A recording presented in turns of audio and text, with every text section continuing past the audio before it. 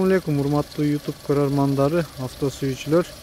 Бүгүн биз сиздерге Москва шаарындагы сатыла турган Mitsubishi Karizma үлгүсүндөгү унааны көргөзмөкчүбүз.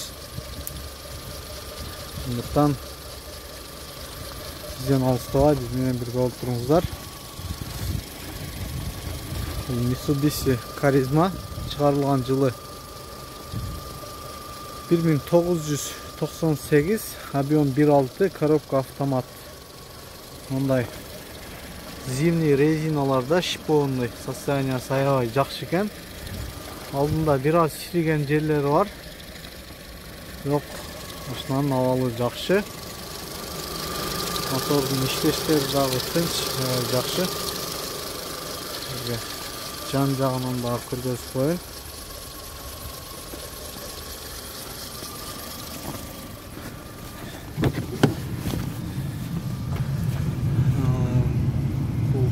Bunun içi torpedolары жарылган, чийилген жерлери жок, аябай жакшы абалда. Комплектациясы климат контроль бар,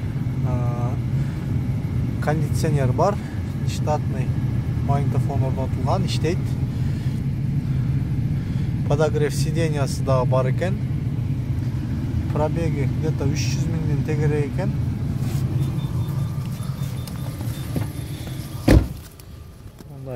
Biraz çirigen yerleri var ekan. Moskvada çirigen buna yok.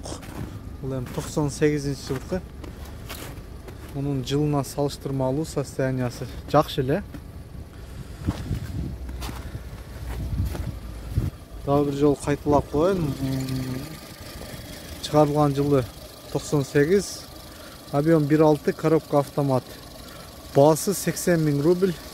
Метро Шолковскийде турат. Эгерде муну жаккан болсо, мен описанияга номерлерди калтырып кетем, байланышып келип алып кетсеңиздер болот.